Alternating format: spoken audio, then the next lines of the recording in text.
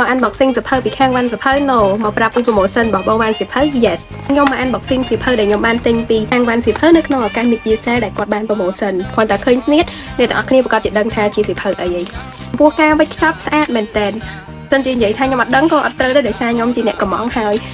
ខាងអូនអ្នកលក់នៅហាងគាត់ជាអ្នកខ្ចប់ឲ្យទៀតសភៅបេះដូងមួយនេះមួយ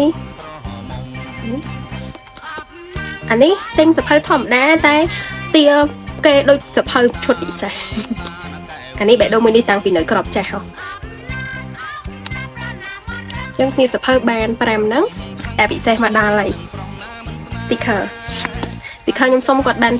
2ហើយក្នុងហ្នឹងគឺជា poster រឿងបេះដូងមួយនេះរបស់ពុំលើកទី4ចង់ឲ្យអ្នកទាំងអស់គ្នាដឹងថាសៀវភៅដែលជាស្នាដៃរបស់បងគង់ច័ន្ទបណ្ឌិតគឺខ្ញុំមានគ្រប់អស់ហើយប៉ុន្តែខ្ញុំចង់ collect សៀវភៅរបស់គាត់ទុកមានន័យថា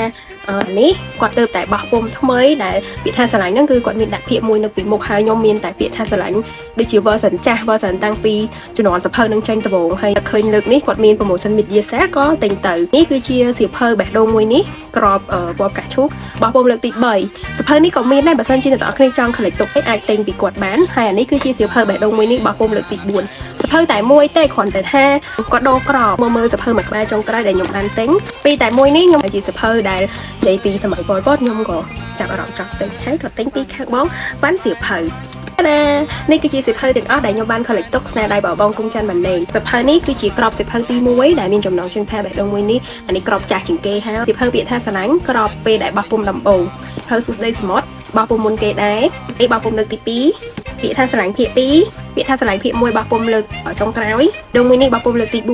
បេះដូងមួយនេះបោះពុំលើកទី3ឥឡូវសូមចប់ពីការ boxing សៀវភៅយើងមកដឹងពី promotion ពីខាងបងវ៉ាន់សៀវភៅម្ដង promotion ពីខាងបងវ៉ាន់សៀវភៅគឺរាល់អ្នកទាំងអស់គ្នាទិញសៀវភៅមួយក្បាលនឹងទទួលបានការបញ្ចុះតម្លៃពីលើតម្លៃដើម$1អញ្ចឹងយើងទិញពី3ក្បាលទៅគឺមួយក្បាលបញ្ចុះ$1 2ក្បាលបញ្ចុះ$2 3ក្បាលបញ្ចុះ$3អញ្ចឹងនិយាយទៅទិញមួយក្បាលគឺបញ្ចុះប៉ុណ្ណឹង$ហើយអីដែលកាន់តែពិសេសជាងរាល់ដងរាល់ពេលអ្នកទាំងអស់គ្នាទិញសៀវភៅពីខាងគាត់ណារាល់ការមានន័យថាបានមក order ហ្នឹងគឺដឹកជញ្ជូនចេញម្ដងអ្នកទាំងអស់គ្នានឹងមានឈ្មោះទៅចាប់រង្វាន់ដែលរង្វាន់ទាំងអស់ហ្នឹងមានដូចជា10ទឹក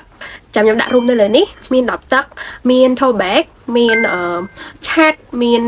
អីគេទៀតអំពូលភ្លើងពេលយប់និយាយទៅគឺរបស់ស្អាតហើយខ្ជូតមែនតើសភៅបានបញ្ចុះតម្លៃហើយយើងមានឈ្មោះទៅចាប់រង្វាន់យកទៀតហើយរង្វាន់